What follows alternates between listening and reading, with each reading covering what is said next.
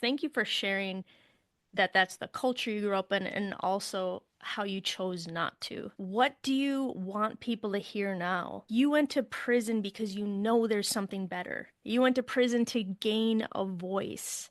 What do you want people to know that the future is possible? I think that people need to understand life is not black and white. We have to look to a future that is possible. We have to work in productive ways, in the most moral ways, and I will always say this, but also the most productive ways, and trying to promote a real future for everyone living on this land because it is possible, and staying centered around finding an actual solution. People call me naive or I'm idealist. I think that I am very pragmatic in the sense that I will always say that the only real moral solution is the one state solution. But I do not think that the first step that we can take to find a solution and that we have to stay centered around improving the lives of Palestinians now and taking steps to improve their lives and their freedom and equality and independence now so we can take bigger and bigger steps in the future. All of us take responsibility for the voice that we have to try and raise it as much as we can and are privileged to be able to dream about peace. Because Palestinians, not all of them have the privilege. Their life conditions don't allow them to have that kind of privilege of dreaming about peace. I can vision that, and I need to spread that message as much as I can because that is our only way forward. Violence will only breed more violence. This will always be the cycle that we are stuck in. Has the responsibility and the power to break this cycle because it is the much stronger side in this equation. And the responsibility, that is also why I am, as an Israeli, have the responsibility to try and raise that voice inside Israeli society.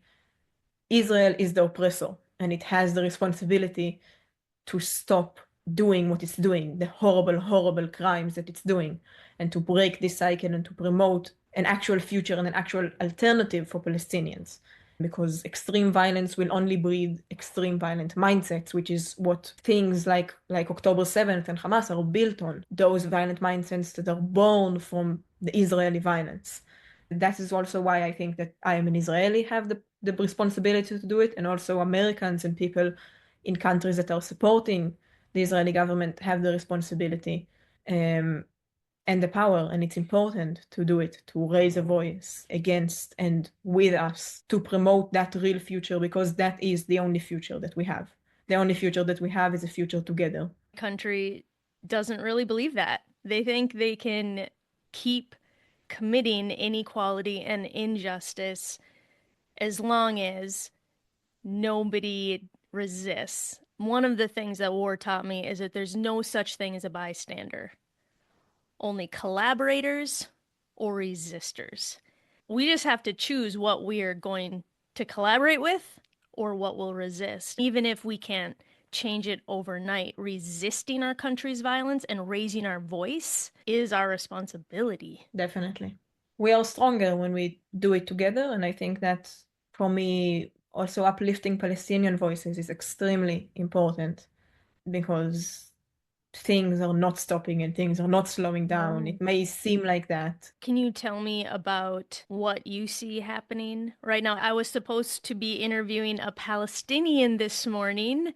She's in Gaza and it just didn't work out. I think she couldn't get to an internet, but I do believe that we have to have the voices who are being affected by it. So I wanted to interview her. She is running a peace and freedom camp. She's 22 and is a teacher and just got a whiteboard and sets up a tent in the camps because she believes that every kid, it is their right to be educated. And she refused to let them lose learning during the genocide.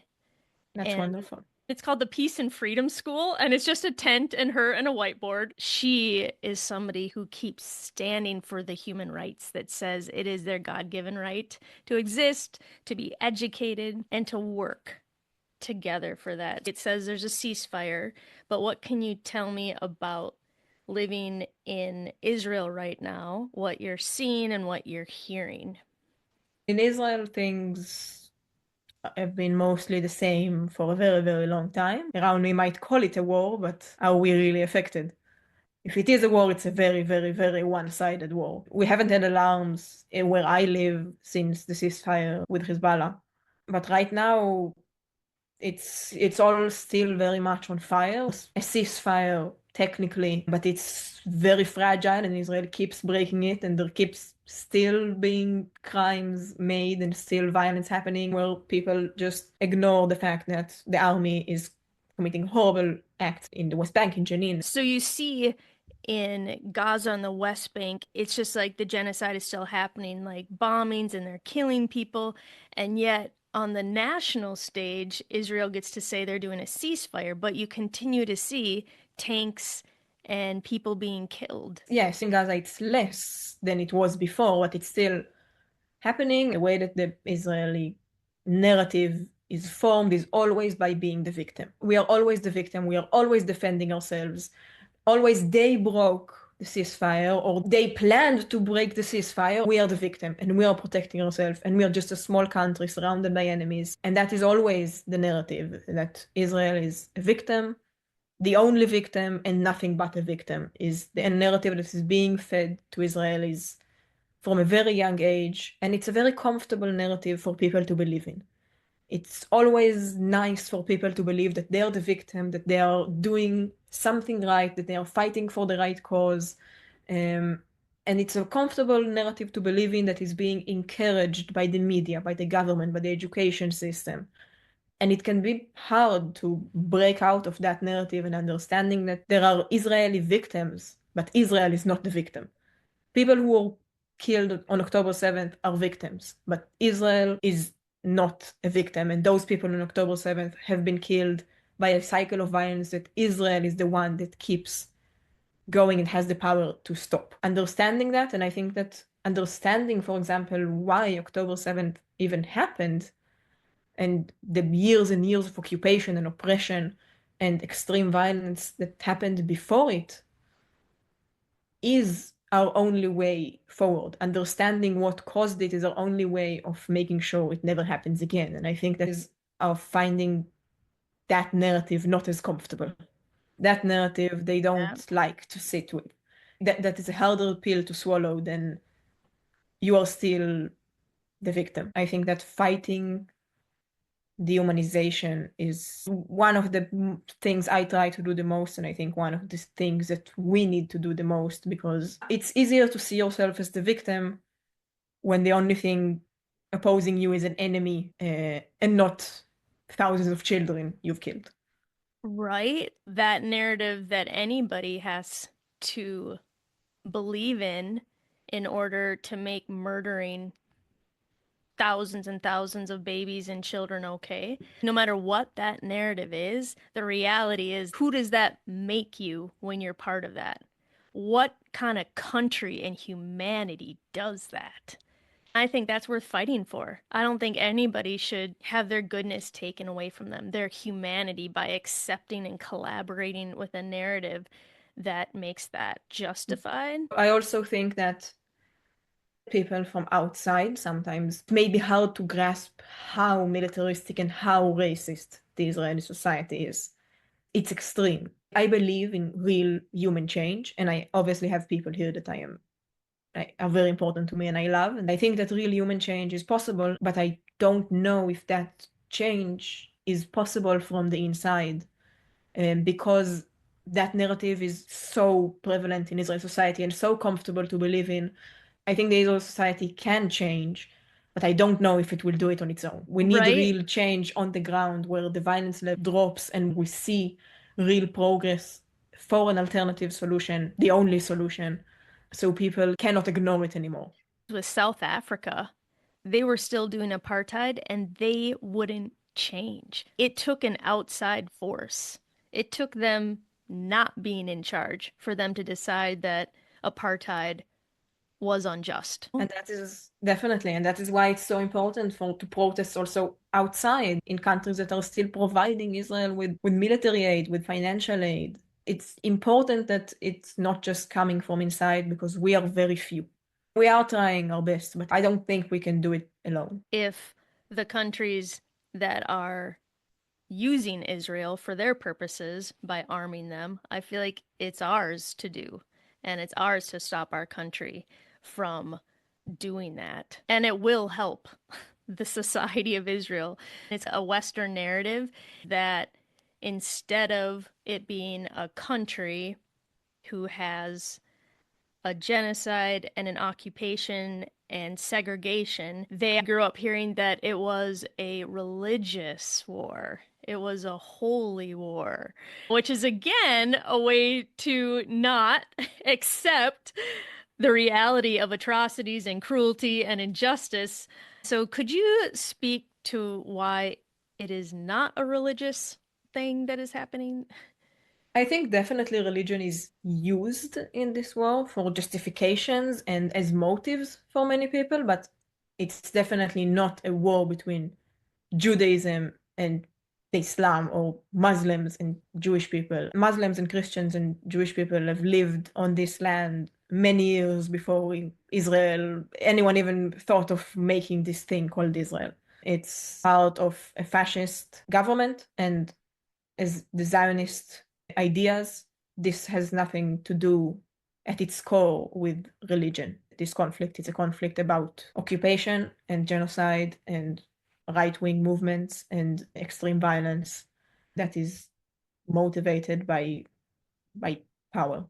And I think that definitely you cannot ignore that there is strong religious motives and justifications moving the pieces on the board, where justifications for settling another place in the West Bank will be, oh, because this is the holy place. I don't see it as a religious conflict at all, and I don't feel any more connected to a Jewish person than a Muslim person, depending on their religion. I will just speak for conservative Christians who are grown up in this Zionism. No one ever told us really what it was about. It was just this old-timey thing that said Israel is extra blessed by God, and if we want to be blessed by God, then we're going to make sure Israel. Like it was just this very accepted thing because the name was the same in the Bible. It was equated that the creation of the state of Israel was actually the same thing. It was very much they're our guy.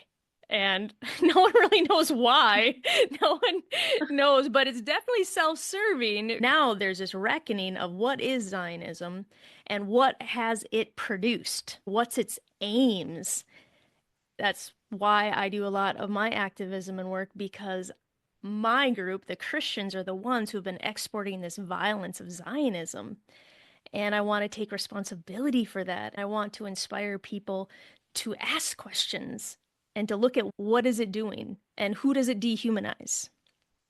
And I think that Israel also tries very hard to erase that line between Judaism and Zionism, to try and make Zionism a Jewish thing, and to try and erase the line between Zionist and Jewish people.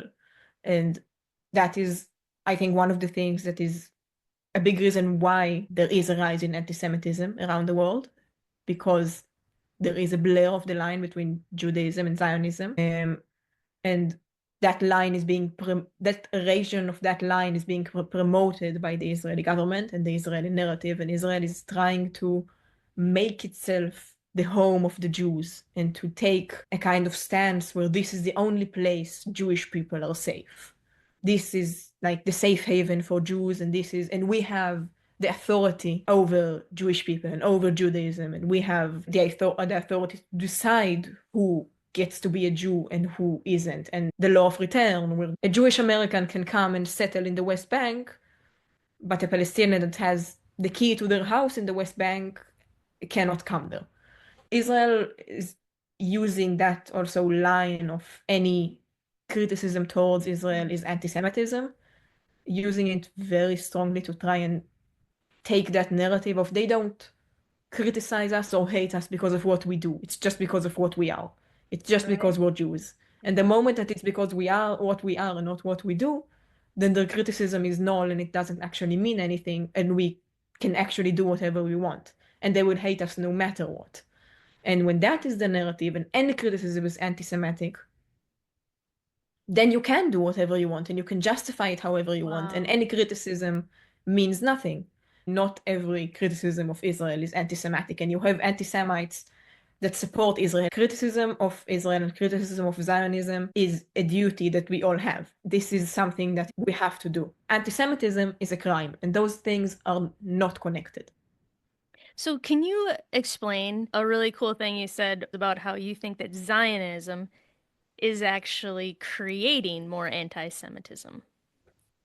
Definitely. The narrative that is spread as Israel as the safe place for Jews and Israel as the authority over Jewish identity, the narrative that Israel is obviously trying to spread, and the fact that Israel is committing those horrible crimes in the name of Judaism, but it's actually based on the Zionist ideologies and the way that the country is built on Zionism.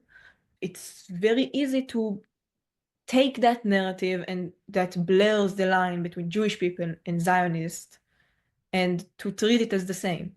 And all Jews are Zionists and all Zionists are Jews. All Israelis are Zionists and all Israelis are Jews. And when those three things all mix together, and of course, vast majority of Israelis are Zionist. When vast majorities of Jewish Zionists, Israelis are also Jewish, but especially on the outside, there are so many, like for Jewish Voices for Peace, who are absolutely not Zionist. And there are people, for example, Donald Trump, who is definitely Zionist, and is also anti-Semitic and is Oh, not Jewish. there are more Christian Zionists in America than Jewish Americans. And so to take responsibility as an American and as a Christian, saying we are exporting the violence of Zionism on Jewish people around the world, in our country, in Israel, by our own Zionism. I think that's really important for people to understand that their beliefs are exporting violence against people that do not deserve violence. Jewish people do not deserve any violence, like nobody does. But these violent ideologies of Zionism definitely create more or give people some justification. And I think that Israel is one of the main actors that making the anti-Semitism stronger, making anti-Semitist narratives stronger. It's like impossible to say that there isn't connection between the religion motives and what Israel is doing, but treating it as a religious conflict, that's wrong. And that's the kind of narrative that Israel is trying to feed you. That narrative is harmful. You just even saying that, I feel like, is changing people's minds. Like you are giving a voice to the fact that Zionism is not being supportive of Jewish people or a healthy Jewish state. I don't believe that there should be a Jewish state. The fact that Israel is defining itself as a Jewish democratic state, that is contradictory. I don't think that can coexist. A country cannot be an ethno state and also democratic. Defining a country as a Jewish state is like defining a country, is like saying, yeah, we should make America a Christian state, the US a Christian state. I think that is inherently racist, especially in a country like Israel, where Israel borders of 67, 20% of the population are Palestinians. Defining it as a Jewish country is making them second-class citizens. We can't have countries that define racial hierarchies. That is inherently unequal and unjust, no matter how much we're fed that narrative. It will always create tension because it always is dehumanizing, and people will always refuse that. You are refusing that, and I think that is so hopeful for people to see you, Sophia, refusing something because you believe in something better that forces people to be critical about the choices that our leaders are making today and why they continue to say the same thing when we know it is never giving us what we want. It's sometimes hard to say stay optimistic, but I definitely do believe that a peaceful, justful solution where everyone from the river to the sea is living in security and freedom and dignity and equality, that is our only way forward. That is our only solution. It's not the most viable solution. It's the only solution. There will be no other real solution. This is our way forward, and I believe that it will happen. I just also hope maybe it will happen in a time where I'm alive to see it. I totally think it will, Sophia. I have a dear Palestinian friend who is 84. He grew up during the Nakba and he has been working for Palestinian rights for his family. He grew up in Galilee and he said, despite the incredible loss and the genocide and the occupation since October 7th, he said this is the most he's ever heard people being willing to listen to the Palestinian story. Even in heartbreak, he has hope. And so I just want to tell you that you are making change. We are having this conversation, and people know that Palestinians are people and they're knowing that Jewish people deserve to live in a country that is not a racial hierarchy. There's no future in that. It's dehumanizing to them. And it is our responsibility to hold that hope. I think we should move it forward. We're going to hold on to that hope, Sophia. I absolutely believe it. Before we wrap up, I wanted to ask you, what is one way that people can support you? Or So support resistors, support people having this conversation.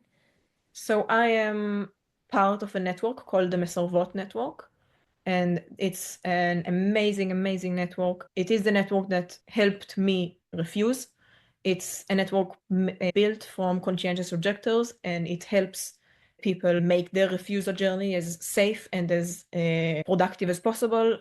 We help make the campaign around the refusal, and we have a lawyer and a spokesperson, and we try to make that action safe as possible. And we do all sorts of activism, anti-occupation, anti-genocide, and promoting peace. And we are all doing it voluntarily. It's so any kind of donation is, of course, we always need money to make Yes. bigger and bigger projects. And amplifying our voices and the voices of our conscientious objectors that are in just a few days, a conscientious objector going to prison. There was just one that got out after 197 days. So Wow. it's still happening. I refused more than a year ago, but we have had since then, I think, more than 5 conscientious objectors after that. We are still trying to raise our voice, and supporting us and uplifting our voices and donating if you can is, of course, always helpful. And uplifting other voices of peace and resistance, um, Palestinian voice, that is extremely important. And listening, truly listening, and fighting dehumanization and raising your own voice where you are, and fighting for real change and for real solutions, for real people in living in real conflicts under real occupation. That is the most that we can do right now. As Americans, we are privileged to be not in conflict. And at the same time, we are fueling that conflict. So we have so much we can do. We can support you. Can we send letters of support to people who are Yeah, in prison? yes, that is also a very nice way to support conscientious objectors. Through the network, through the Mesrabot network, you can send letters of support to conscientious objectors sitting in prison. You write the letter, and our lawyer, when she visits the conscientious objectors in prison, she brings that to them. I know that for me, it was very impactful and very nice to always read letters from all around the world in support, and it's always uplifting. You are stuck for a month in a place where you feel like you are Yes. doing nothing and no one is Mhm. seeing you, and why am I even here? You are an activist until you get into prison, and then you're just a prisoner. And it's very difficult to continue to have that kind of bigger picture in your mind. So that kind of support from the outside, and reminding you why you're there, it can be very helpful. Well, we're going to do it because there are people from 36 countries who listen to this podcast. So 36 countries. We're going to try to get a letter from every country and 368 cities. It's shocking to me. So everybody, tell me where you're from, where you're listening. But this is a challenge. So if everybody who listens to this podcast from those 36 countries and 368 cities will mail a letter of support, because I know it means so much. when I was away and I was in basic training, and you're in this kind of horrible place where you don't even feel like you exist as a person, you're just a number, and you're kind of scared all the time. To have a real letter from somebody who says that they remember you and they see you and that what you're doing matters, I think that's going to be so powerful. So, Sophia, thank you so much for sharing your story and the way that you are waging peace right now. We are not going to let you down. This is a real challenge. The Waging Peace podcast is going to come through, and you're going to get to see some letters. And we are going to continue to support people who are raising their conscience and they're objecting to the militarism and the war and the conflicts that our countries are doing because people matter. And you're 19, and I truly believe that we can make a world where your country is an equal, safe, and secure place for Palestinians, and that your kids are you're going to have to tell them how it used to be because we've I changed. hope so. I Because really hope so. Martin Luther King, he envisioned something that had never existed, an unsegregated America, and he did it. So I think when I look around and I think no one's going to change, the bad guys are too big and bad, and then everybody else is too scared or doesn't care. I still think that he changed a whole nation and our future that now we have to tell our kids that 57 years ago there were two different water fountains, but we don't have that today. You are part of envisioning something that isn't here yet, but it's coming, Sophia. So thank you so much for being on, and we can't wait to continue to keep up with you and support the conscientious objectors. Thank you. Thank you so much. And yeah, change is possible. It will happen. We can do it. Thank you.